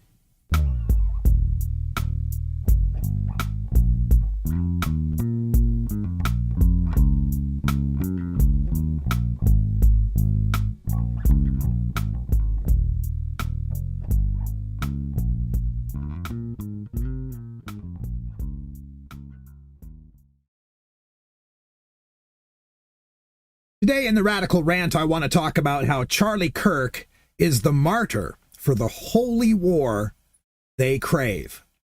In the internet discourse regarding Charlie Kirk's assassination this week, the divide between the two realities left and right in this country inhabit was never more clear. One popular post goes into length about how all the left saw of Kirk were his inflammatory, bigoted comments, and how all the right saw was a gentle, loving, conservative family man. The author shocks her conservative friend when she reveals Kirk's actual words. Many on the left didn't even know who Charlie Kirk was. When the right began mourning him so strongly, it caught many by surprise, including one poster, transgender activist Charlotte Clymer, to offer this analogy to help the left understand the impact of Kirk's death. She writes, quote, "I keep seeing folks say they weren't even aware of Charlie Kirk until this week, and that's fine, but the right's reaction isn't fake. He really was massively influential on the right. I've been aware of him for a decade. He was to the right what one of the Pod Save America guys are to the left." End quote. And there were a lot of replies slamming her for that analogy. In my opinion, Rachel Maddow would have been a closer pick than the Pod Save America bros, but it's still inaccurate because Charlie Kirk wasn't just a political influencer. We need to come to terms with the fact that they are engaged in a holy war. This is more akin to a pope's death to them. The genius of Donald Trump was that he treated mediocre white men as an aggrieved racial minority, and to that end, Trump is their MLK. And the people like Charlie Kirk are their Fred Hampton. And let me be clear, I'm in no way saying that Trump is like MLK or Kirk is like Fred Hampton, morally speaking. I'm just saying from the perspective of the right, that's how they see them, okay? That's how impactful Charlie Kirk's killing is to them. Now, never mind that one of their own did the killing, because that's immaterial to them. They're on a mission from God. They're on a mission from God to restore America to the white and delightsome manifest destiny that they believe Jesus inspired the founding fathers to create. Their enemy is Satan, who mostly manifests as black, Mexican, feminist, Muslim, LGBT, PhD elites who laugh at them and their holy book every weeknight on the 3 broadcast TV networks, at least until next June. And occasionally, Satan manifests his evil in the hearts of terminally online Republican white boys by leading them astray to shack up with an alleged trans roommate and then shoot at their MLK or kill their Fred Hampton. But he's still the same Satan who's aiding the left in trying to take down their mission from God. When you heard his widow, Erica Kirk, referencing they in her tearful call for spiritual battle, maybe you wondered, isn't this Tyler Robinson a he? It's no mistake. They is us. All the forces directed by Satan that conspire against God's plan, including Robinson, because they're on a mission from God. Charlie Kirk wasn't an influencer in their world. He was Daniel, entering the lion's den of university, engaging in spiritual battle on Satan's turf. He was a shepherd, saving those precious lambs from coming back for Thanksgiving with piercings, same-sex partners, and voting Democrat. That's why the reaction you're seeing from the right and the media, pardon the redundancy, is one for a fallen religious leader. And that's why the reaction to Melissa Hortman's assassination was a shrug from MAGA. Collateral damage and spiritual warfare. She should have been a Republican in their view. But we can't get on the war footing necessary to battle these babbling biblical literalists because our leaders are both somewhat beholden to the same Bible, so they can't call out the holy war for what it is, and they still think the battles being waged are merely political.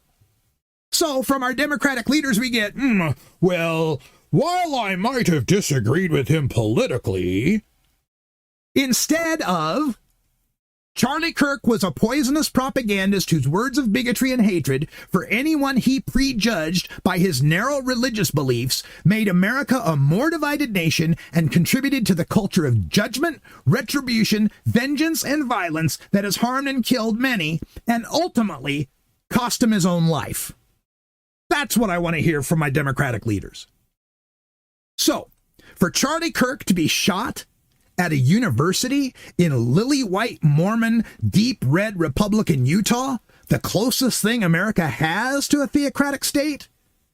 That's more like Rachel Maddow being shot while she's Grand Marshal of the San Francisco Pride Parade, in terms of the emotional impact and importance to their communities. They're on a mission from God. There is no negotiation with holy warriors. They can only be defeated if we wish to keep our republic.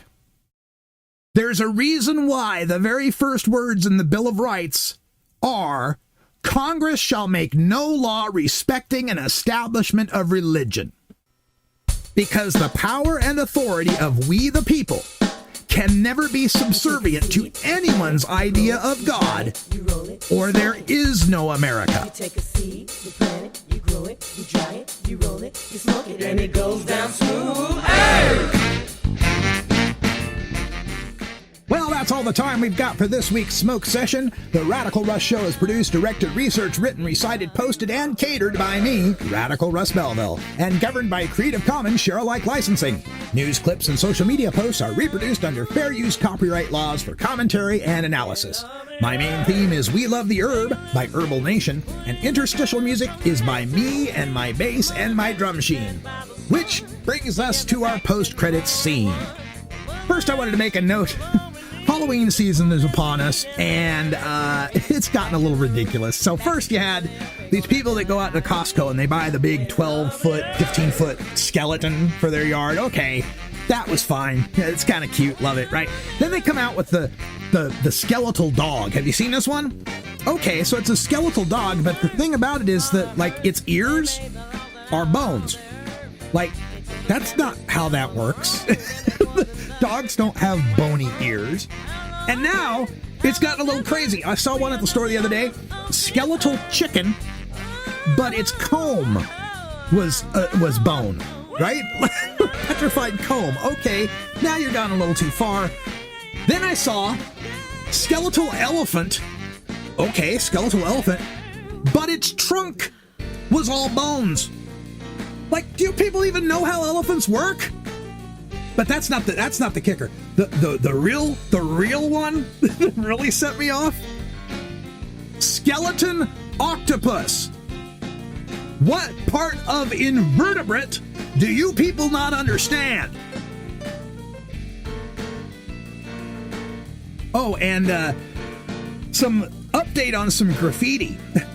So I'm driving around town the other day. There's this big white fence, and someone had spray painted on it in huge letters, Donald is a pedo, right? Donald is a pedo. Loved it, right? So I saw this Donald is a pedo.